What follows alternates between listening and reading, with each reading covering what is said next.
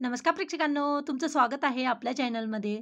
अभिनेता आतिश वैद्य आत्तापर्यंत तो त्याच्या उत्तम अभिनयाने घराघरात पोहोचला. हिंदी, मराठी, डेली सोपमधून त्याने आजपर्यंत प्रेक्षकांचे भरपूर मनोरंजन केले. बिग बॉस मराठी सीझन 3 मध्येही तो आपल्याला दिसला होता.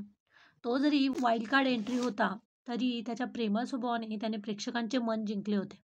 त्याने सोशल मीडियावर एक पोस्ट शेअर करत त्याच्याबरोबर घडलेला एक भयंकर प्रकार सांगितला आणि त्यामुळे त्याने तडकाफडकी ती मालिका सोडली.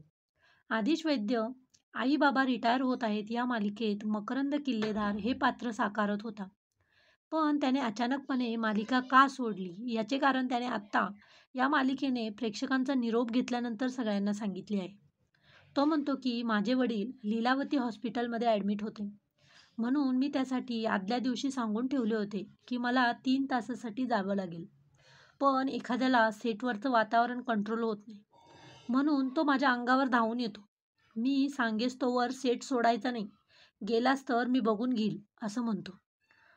तो म्हणतोय, मला 3 तासासाठी हॉस्पिटलमध्ये जाणं गरजेचं होतं. लीलावतीमध्ये माझे वडील क्रिटिकल कंडिशनमध्ये होते.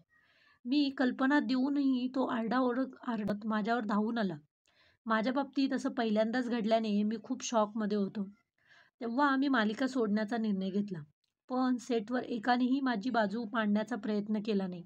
उलट तू शांत का नाही राहिलास म्हणून बोलणी बसली. मी या बाबतीत कसा शांत बसू शकलो असतो? त्याने ही खंत व्यक्त केली की एवढं सगळं समोर घडत असूनही कुणीच काही बोललं नाही. तुम्हाला आदिशच्या बरोबर घडलेल्या या प्रकाराबद्दल काय वाटतंय? नक्कीच कमेंटमध्ये सांगा आणि प्लीज आपल्या चॅनलला लाईक, शेअर, सबस्क्राईब करा.